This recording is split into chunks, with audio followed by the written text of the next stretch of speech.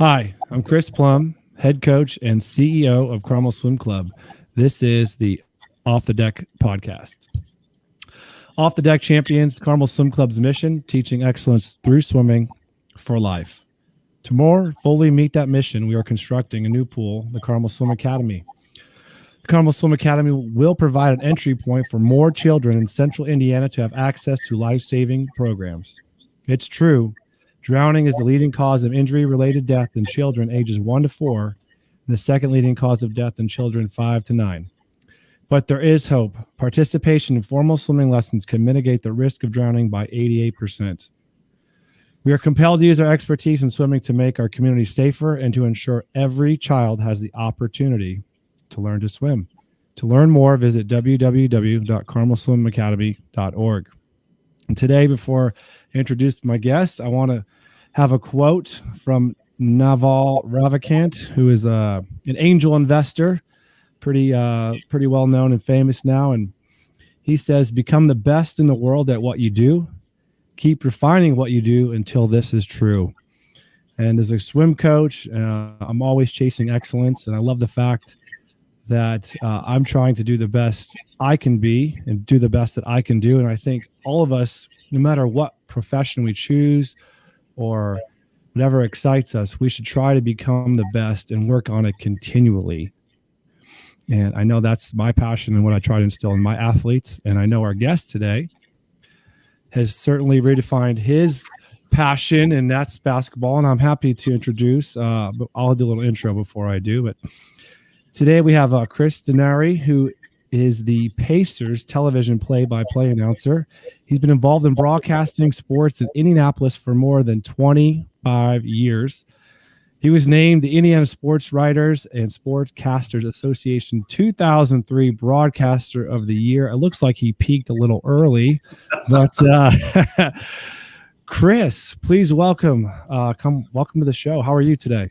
Hey, I'm doing great. I've got my off-season beard or scruff going. You see that from time to time when we're working out, but all things are good. It's been a good half summer, I guess. Still have a half a summer left, and looking forward to it.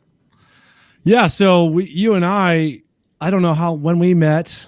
We met at CrossFit Indianapolis. Was that 3 years ago, 4 years ago? Yeah, right, 3 years ago. Yes. Yeah. And I think we should just start there because I've been working out at that CrossFit gym for a while. And then you came in and I've just watched you transform yourself. And you were telling me your workout earlier before we got on here. And I was like, that's a pretty serious workout. So what brought you to that place? And then, how have you kind of worked your way to where you are today? Yeah. Well, I have to give all the credit to my wife. And as you know, my wife, Terry, and I both work out together at CrossFit Indianapolis with Bill Keys, who's the owner and is our personal trainer. But my dad passed in 2017, in his mid 80s and had Parkinson's. And, I saw his health decline, quite a bit in his final days, years, whatever. And I know my wife said something like, we really need to focus on our fitness, and, you're never guaranteed anything, right? But you can at least put yourself in position so that as you get older, you're more fit. And so we reached out and found Bill 3 years ago, and, we've made steady progress. I mean, you've seen it. I mean, I'm amazed at what I can do now.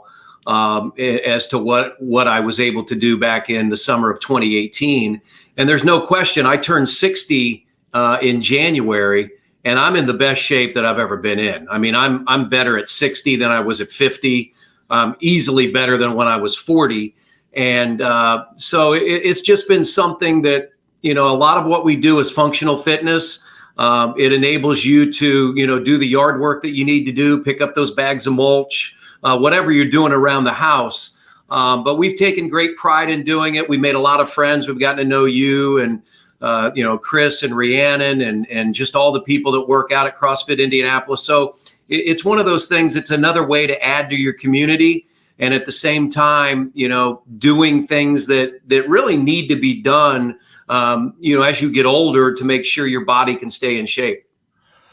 Yeah, and since we're talking about, CrossFit, and I think people say, or they see stuff on TV and they're like, or they hear about the injuries, but the actual truth of it is, if you really take your time and progress in a way that will get you fit in the right way and doing the mobility and those things, it leads you to feeling your best you have at 60. So were you frightened when you first heard about CrossFit, or did you I remember you saying, you're like, oh, Terry, are you sure we want to do this? So but now you guys coming together, it's so fun. Yeah. We do it 3 days a week, 8:30 to 9:30. Fortunately, my schedule's fairly flexible, and due to the pandemic in the last 16 months or so, I did not travel with the Pacers. So all of the games that I did that were road games were in the studio. So it enabled me to, be a regular attendee in the gym at CrossFit Indianapolis. I probably was intimidated. We started working out maybe 3.5 years ago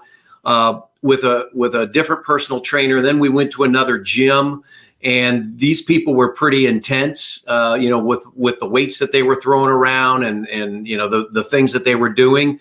But I think the great thing about CrossFit Indianapolis is there's all kinds of levels of people.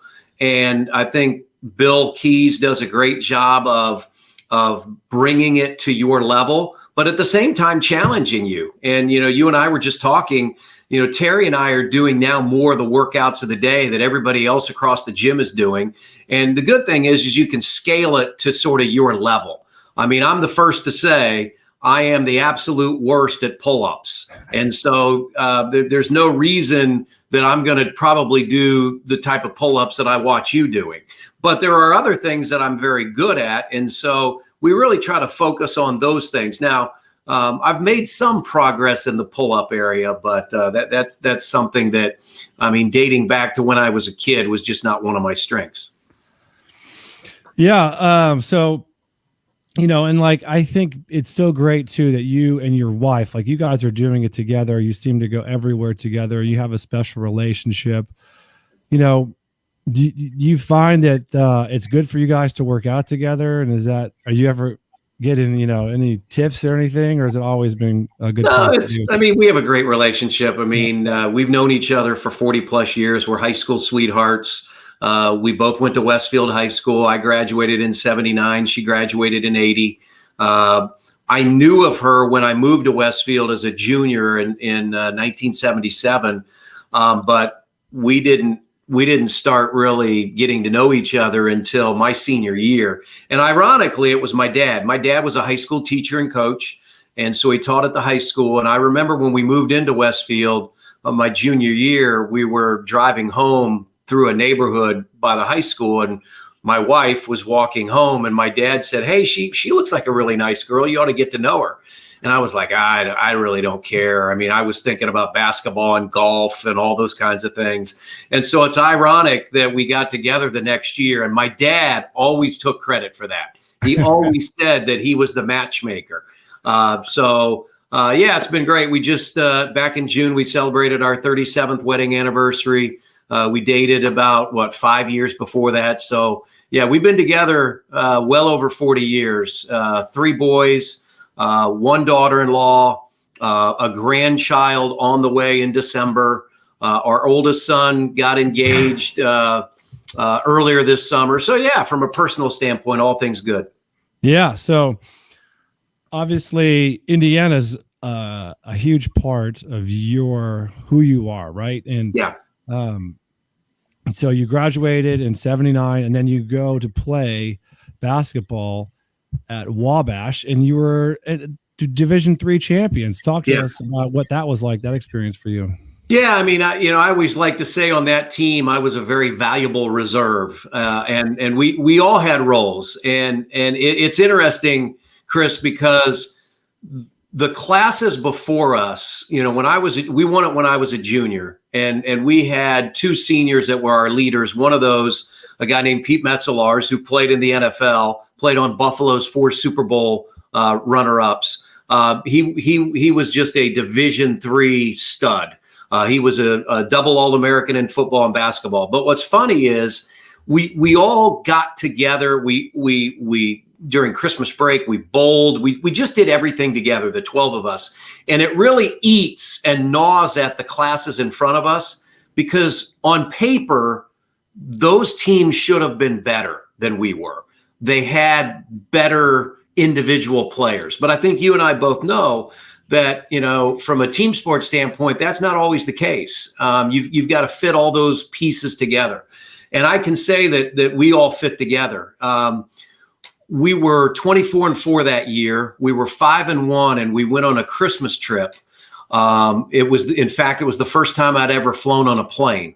And we played at Louisiana Tech, which was Division I. We played Texas San Antonio. They were Division I. We played Texas A&I, which is now Texas A&M Kingsville Division II. We lost all three, but had a chance to win a couple of those games. And we came back and we won 19 straight and won the national championship. So we always point to that trip as it was a bonding experience for us, but it also proved that even at the Division III level, we felt we could play at a higher level, and we were able to do that, and then we won the title. Yeah, there's so many things I want to unpack there, because I know on our swim teams, the best teams we've had are the ones that do spend time with each other outside of the pool, and they get along. And, it's so hard to create that chemistry. And I'm sure you kind of see that maybe now in the NBA and things like that. But was there a leader on your team that brought that together? How did you guys think about that? And maybe you realized it after the fact? Yeah, I mean, I agree with you. And I think camaraderie helps people's mental frame of mind, right? I mean, when there's a lot of positivity, when people are getting along, I think it just pushes you to do greater things. And I would give a lot of credit to our two seniors that year, Pete Metzelars and a guy named Mike Holcomb, who was a fraternity brother of mine. They sort of set the bar for us because, again, those two previous years, the Wabash basketball team had gone to the NCAA tournament and sort of flamed out a little bit earlier than probably they thought. And so our two seniors, they felt that we had the chance to win a national championship. And so they set the bar pretty high for us.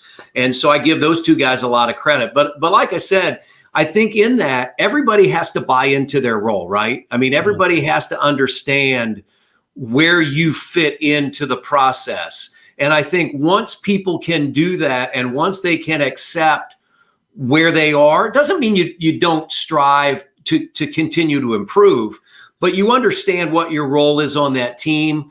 And I think that's what led us to the championship.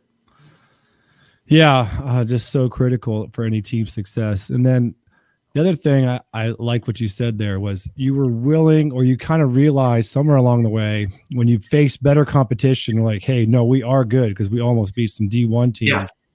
Yeah.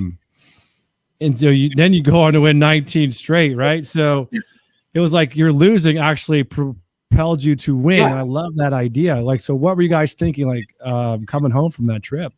Well, I think we felt really good about what we had done. We were disappointed we had lost, but we were in position to win all of those games. I mean, Louisiana Tech is where Carl Malone went. We did not play against Carl Malone. I think he was a red shirt. He wasn't playing. Texas San Antonio, D1, Texas A&I, D2. And so we walked out of there as non-scholarship players thinking, hey, we can play with these teams. And the thing I was also going to say, Chris, we're talking about Carmel and Hamilton County. I was one of 4 Hamilton County players on that team. Dave Clark, Eric Clark was his dad, and Jim Beagle, both had played at Carmel, and both were on that team. And a guy named Kyle Fourier grew up in Carmel. He played at Heritage Christian. So of the 12 guys on that national championship team, 4 were from Hamilton County, and we all won a championship that year representing Wabash. Oh, I love it. I love it. And, the pool is the Eric Clark Activity Center. Yeah. So, yeah. And then, I don't know, like my in-laws are the Duns, right? We talked about that. So Did you ever play against any of those guys from the Speedway era? No, I knew about Tom Dunn. I mean, absolutely. I was one of those guys that, followed high school sports and, followed, where they went. Because Tom went to Miami of Ohio, right? Is that? He did. He did. Yeah. He tells him, I'm not going to give this story any justice, but I think he told Larry Bird he's going to shut him down, and then Larry put up like 39 on him or something like that. Well, what's funny about that is my dad, since he was a high school coach, we lived in Oxford, where Miami was when I was a young kid. My dad was the coach at Talawanda. So I used to go to Miami basketball camp all the time. So anybody that was affiliated like Tom Dunn was with Miami of Ohio, I definitely followed his career. Yeah. Well, just hearing the brothers get together and talk trash is certainly worth the price of admission there. So you leave Wabash, and then do you go right to sportscasting, or what was your next step there? Yeah, I mean, it was interesting. All of my buddies, fraternity brothers, other guys from Wabash, they're going to med school, law school, taking jobs with banks, significant opportunities. And I wanted to be a broadcaster. And I sent cassette tapes all over the state. And I heard from one station, I got an interview and didn't get the job. And so I didn't have a job. So I'd graduated sometime in late May. It's like late June. And here it is a month later. And I don't really have anything going. And my dad had gone to school at IU with a guy named Sam Simmermaker, who to this day still does radio work at WCSI in Columbus. So my dad called Sam and said, hey, my son just graduated from college, is really looking to break into the media business. Do you know of anything out there? And Sam said, ironically, my competition just lost their sports director. You ought to have your son call the program director and see what it's about. I made the call, went down, had the interview, and got the job. So again, it's one of those situations where, we all know in life that opportunities happen in different ways. You've got to be networked. You've got to know people, those types of things. So that's the way I broke in. And I was there for only 6 months. And then Channel 59 went on the air for the very first time. It was WPDS. It was not the Fox station it is now. And they were hiring all young broadcasters. And I got hired as the sports director. And I was there for about a year and a half. And they walked in one day and they had sold the station and they said, hey, we're not going to do news anymore. You guys don't have jobs. And so I was immediately without a position. And that was a real turning point for me because, Chris, my wife and I, we didn't want to move. I had opportunities to take jobs in other markets, but this was home. And I just said, I'm going to try to make it work here. And I was very lucky that it was Indiana Central. Now the University of Indianapolis was creating a first-time sports information director. Their previous SID had been the equipment manager and the women's basketball coach. And so we know how much sports information work was being done, probably not much. So right. I was very fortunate to get that job. And at the same point, they allowed me to do the play-by-play of the football and the basketball when those teams were on the road. And that's when I really realized that's what I want to do. If I have the opportunity, I want to do play-by-play. I had done play-by-play in college. I did football for 2 years, but this gave me a chance to do basketball. And that's when I knew I was hooked, that if it could ever work out, I'd like to be the play-by-play voice of a team. And, I've been very fortunate to do that over the years at Butler for 17 years, 17 or 18 years as the voice of the Indiana Fever in the WNBA. And now I'll be starting my 16th year as the TV voice of the Pacers this fall. So I look back at those UIndy days as really a very important time for me because they rescued me out of unemployment, if you will, and also created my fire to be a play-by-play announcer.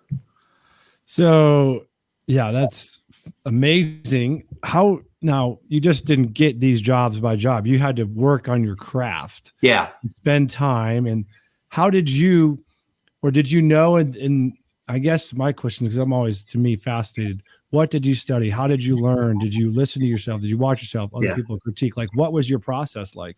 Yeah, I mean, I was an English major, speech minor at Wabash. And from day one, I went to the radio station and wanted to be a part of that.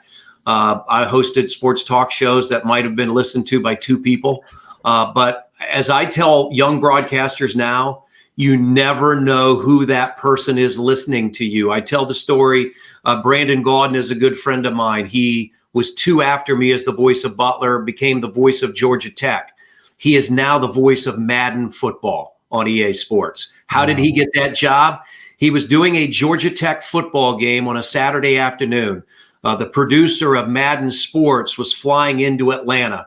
They had just made the decision, because of where we are, streaming, and you're able to update things, that Jim Nantz was no longer going to do the Madden property. So they were looking for a new voice. The producer landed in Atlanta, got in his rental car, flicked on the radio and was spinning the dial, and happened upon Georgia Tech football and heard Brandon Gaudin do it and go, boy, this guy's pretty good. I need to get in touch with him. Brandon didn't have an agent, reached out via LinkedIn. Needless to say, now 5 years later, he's been the voice of Madden. So I use that to say, you never know who's listening. It might be 100, it might be 1, it might be 1,000, but there's always somebody listening to you that could take you to the next level. And so I've always approached it that way, that when I was doing high school games, 35 years ago, I did that game like it was the national championship game. And I do that today. A Tuesday game against the Charlotte Hornets, to me, is no different than a Saturday night game against the LA Lakers. I'm going to prepare the same way. I'm going to put the same energy into it, because the other thing is, you owe that to your viewer, right? The game that they're watching may be the only game that they watch all year. And so you have to make sure you give them the product that they deserve. So I'm always working on my craft. I mean, I'm 60 years old. I've been doing this a long time. I never have felt like I've had the perfect broadcast, just as I'm sure a swimmer, gets in the lane and has a great, may have a personal record, but they go, man, I can do better. I always feel like I can do better. And that's how I approach each and every opportunity that I have. Yeah, there's so much immense wisdom in there. When you talk about your prep, I know I've heard you talk about it at the gym with your cards and the different colors. How much time, how much prep, what does that look like? What is that process? Are you getting in a mode too? Is there a certain way you prepare? Can you talk us through that? I mean, I think the great thing is I have a flexible schedule. I work from home. This year was, of course, with COVID, much different than it's been in the past. Usually I'm down at Bankers Life Fieldhouse at the Ascension St. Vincent Center, watching practice, talking to players, talking to coaches. This year it was done just like we're doing it right now, virtually. But still, nothing changed for me as far as the amount of time that I put in. I do create a pretty elaborate score chart that, maybe takes, anywhere from 4 to 6, 7 hours prior to each and every game. Usually I like to do stuff at night, because I'll sit here in my office and I'll have my TV on. I may have the iPad on. I'm watching maybe a couple games at a time. I may be watching the next opponent, the last game that they played, because the one thing that you can gain, we get a lot of information, a lot of notes, a lot of, just a lot of prep stuff. But by listening to the local announcers of the team that you're playing, they oftentimes have nuggets or stuff that aren't even in the notes. So we all sort of cheat off each other, if you will. We all help each other out. And so, I love the game. I love watching games. And so I'll end up, through the course of the year, if we have 4 games a week, I'm probably watching another 4 to 8 games during that week of teams that we're playing, and just other games that interest me as well. Wow, I mean, that's fascinating that it takes that much preparation with the sheet. Obviously, you make it look. When you listen and I hear you on the games, you do it flawlessly, at least from my perspective. But it just goes right. It just flows. Yeah, and I think, Chris, what's more difficult these days is everybody has access, fans, to the information. So if you're wrong, if you give out a wrong number or you make a mistake, you are quick to find out, right? Right. On Twitter or Instagram. Somebody's going to let you know that you had your facts wrong. So it puts almost even more pressure on you to make sure that your research is accurate, because you have a lot of people out there watching, and there are some people looking for you to make a mistake. Yeah, we don't really like those people, but they're certainly No. right. And I guess with the NBA, the current state of the NBA, do you feel how you did your broadcast this year is going to happen in the future, or do you think you're going to be back in studio and traveling with the team? Yeah, it's a great question. I mean, we really don't know. I mean, I think from a home game perspective, I think we'll be back courtside. You've seen that in the NBA finals. You've seen, the crowds in Milwaukee and Phoenix, especially for these NBA finals. It seems fairly normal. Watching the ABC telecast, Mike Breen and Van Gundy and Mark Jackson are right there courtside, just as we always have been. So I think that will return. The question's going to be is on the road, and it may not even be COVID related. It may be more economic related, just from the fact that what's happened over the last year and a half, and with the regional sports networks, losing money and those types of things. And also the technology has gotten to the point where, unfortunately, we've probably all done too good of a job remotely. The right way is to be in the building, and I think all parties want announcers in the building. We'll just have to wait and see. I mean, we're in the middle of baseball season right now, and the announcers, for the most part, are still doing road games virtually.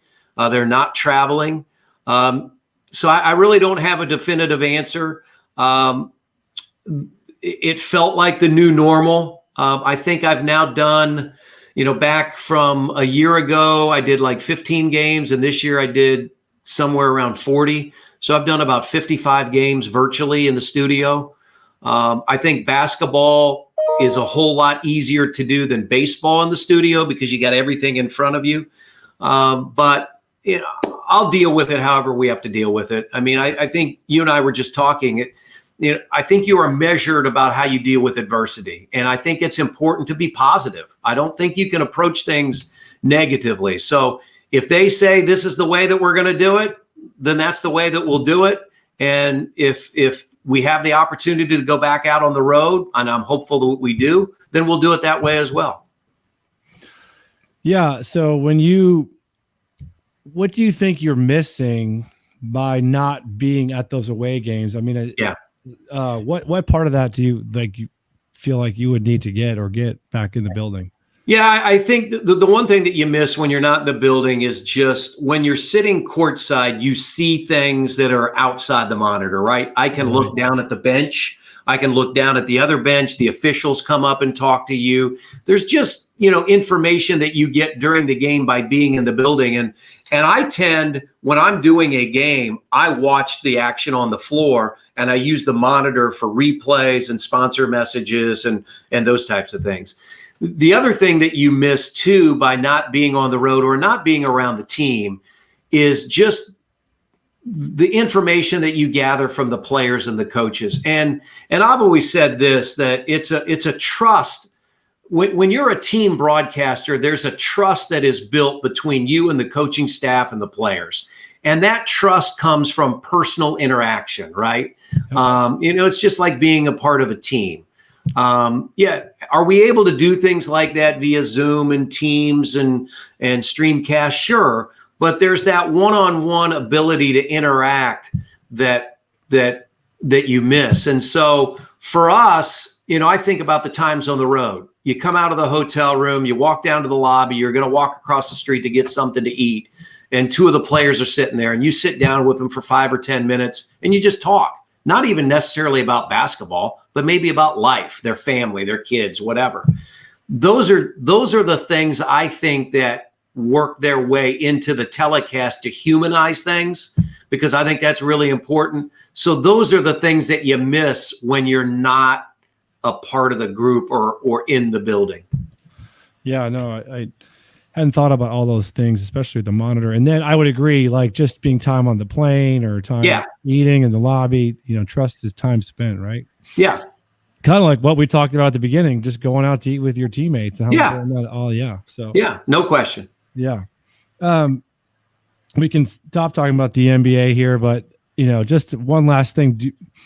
With the NBA and its direction, it's gone international. Like, do we feel that play is going to get, I don't know, what direction do you think now that it's become this global brand and we're seeing all these fantastic players from Europe, and we've had players from China and Africa, like where is this going? Like, is it just going to be everywhere? I mean, well, I've had the opportunity, that's the great thing about, I've had the opportunity to travel internationally. I've been to South Africa twice. I've been to India.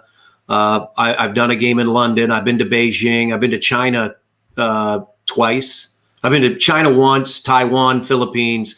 The NBA's provided me and my wife. My wife has gone on a number of those trips. Wonderful opportunities to teach and grow the game. 4 years ago, I went to India specifically to meet with their broadcasters to teach them about the game of basketball, because it is growing so exponentially over there that they show a lot of NBA basketball, but these broadcasters didn't really know the game. And so I was able to go over there and visit with them. Quinn Buckner and I twice in a 3-year period went to South Africa because Africa is a huge market for the NBA and what's happening over there. So, yeah, Chris, I just think international, look at what's happened as we get ready for the Olympics with Team USA and the struggles that they've had with Australia and Nigeria and all these teams. Well, back during the Dream Team 30 years ago, the other teams wanted Michael Jordan and Larry Bird and Magic Johnson's autograph, and Team USA was beating them by 50 and 60 points. That's not happening anymore, because when you looked at the Nigerian team, one, they were coached by Mike Brown, who's a former NBA coach. He's an assistant to Steve Kerr at Golden State. They have 8 players that play in the NBA. You look at Spain, you look at Luka Doncic, you look at Australia beat the U.S. with 4 or 5 players that are on NBA rosters. So the difference is now there is no fear of Team USA because these guys play with them each and every day in the NBA. And so you just see more and more international players coming over to the States to play at the highest level. So no, it's growing all over the world. From a team sports standpoint, you'd say it's soccer and basketball are the two highest profile sports from that standpoint. And I just think you're going to see more and more international players want to test themselves against the best, and they're going to continue to come over to the NBA. Yeah, and I would say we've seen very similar things in swimming. And once upon a time, USA was the dominant swimming force, and now the proliferation of the sport. There's great swimmers coming from all over the world, and it just makes it that much more competitive. And I think at the end of the day, we love the USA dominance, but right, those days are coming to an end, and that's probably a good thing, I would think, in the long run. So, but that kind of leads me to my next question. You've been all over the world. You've traveled to India and South Africa and all throughout the NBA cities, obviously. But knowing that, what do you think makes Indiana and Carmel so special? Well, I think no question the people. I've been very fortunate, back in the day when I worked at Butler, I was a part of the local organizing committees hosting NCAA tournaments. And if you think about all the U.S. swimming trials, the diving trials, the basketball, all the things that we've had, it could not happen without the volunteers that we have here in Central Indiana. Yeah. And that's been what's most impressed me over the years, is just how willing people are to step forward and help and provide assistance, because they know, how it can impact our city and our state. And everybody that I've always come across in all my travels, I've said, look, we may not have mountains, we don't have water close by, we don't have an ocean, we don't have beaches, but this is a great place to live. It's a great place to raise your family. And we're centralized, right in the middle of the country. So you can get to Chicago in a couple of hours. You can drive to the ocean in 10 hours.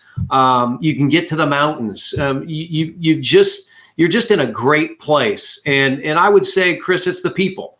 The people are very willing and able to help you if you have an issue or a problem. And I think that's what I've always been impressed about, especially here in Hamilton County and the Carmel area where we live, and throughout the state of Indiana. Yeah, I find the people here just amazing. It's definitely one of the reasons why I'm here and haven't left. And I'm sure you feel the same way, haven't gotten offers. So, with that, I know you give back. I see you, Humane Society and Special Olympics. Talk to us about that. Yeah, I mean, those have been important things. The Humane Society, my wife and I have rescue pit bulls and rescue dogs. And so that's been really important. So we've tried to participate, as much as we can with that. I've been on the Special Olympics board, getting ready to play in their golf outing here upcoming. And, it's just always, I think, important to give back. We do a number of things as a family to help, either disenfranchised families or people that need help. We've always been willing to do that. We tried to do that too at an early age with our kids to show that you're lucky with what you have, right? Mm-hmm. There are a lot of people that don't have what you have. So I think it's really important to do that. By no means, are we perfect at what we do and all those kinds of things. But I do think that we try to recognize that there are other people way less fortunate than we are, and that those people need our assistance and need our help and may need just a little push, right? We all need that from time to time. I think back into those times, back when I lost my job a couple of times, I had people that stepped up and, kept me positive, because you always need that. You always need people in your corner. You always need a champion. And I've been very fortunate to do that. And I tried to do that as well, Chris, with up and coming broadcasters or people that are interested in doing what I do. It's pay it back or pay it forward, right? And I think that's so important that each and every one of us take that initiative to do that, because there is somebody that is in the same shoes that we were in 30 or 40 years ago that is looking for that push. And if we can help them, I think that's really important. Yeah. Well, this has been fun. I always close out these with like this or that questions. I'm not going to ask you the swim questions because that's not Hey, I do have to tell you, Chris, that when we were on vacation in Michigan, and this, my wife, Terry, always tells me that, can you just put your face in the water, And so I went underwater and swam a little bit and then came up, and I got a rousing cheer from the group that was around me. So I was able to do that. I'm so glad to hear that, because we always hear, we're starting this swimming at CrossFit, so maybe we can get you to come to that class. Yeah. Like, I just put my face underwater. I do. Hey, as a former basketball player, I admire what swimmers. I mean, it is amazing. I mean, the Johns lived a couple of doors down from us. All of their kids, of course, swam for you. Just the amount of time and energy and effort that swimmers put into their craft, I think, is quite amazing. Yeah, well, we just need to bring water basketball, man. That's right. As long as I can touch the floor, the ground, right? Okay. Right. So, okay. So we'll go through this real quick. Okay. But if you could, let's just say this: you could play basketball with anybody in history, who would it be? Basketball, anybody in history. I mean, I think I'd like to play with Michael Jordan. Michael Jordan. Okay. Yeah. Favorite broadcaster? Oh, favorite broadcaster. I grew up before he became such big time on Monday Night Football and Sunday Night Football. He was the Reds broadcaster for a while. Al Michaels. Okay. What if you could look back, what would be your favorite play that you've seen in the NBA the past 5 years? Is there anything that stands out, or freak play? Well, I'm going to go with the Pacers play that I thought was very important back in 2013, and that was the Roy Hibbert block of Carmelo Anthony at the rim in Game 6 at Bankers Life Fieldhouse, because the Pacers needed to win that game to move to the Eastern Conference Finals and avoid a Game 7 at Madison Square Garden. And that the Pacers, I think we were down, and that was huge in propelling the Pacers to a win. So there have been a lot of plays, but I'm going to say that one is etched in my brain. Okay, and now we're going to go quick here. Ready? Phone call or text? Phone call.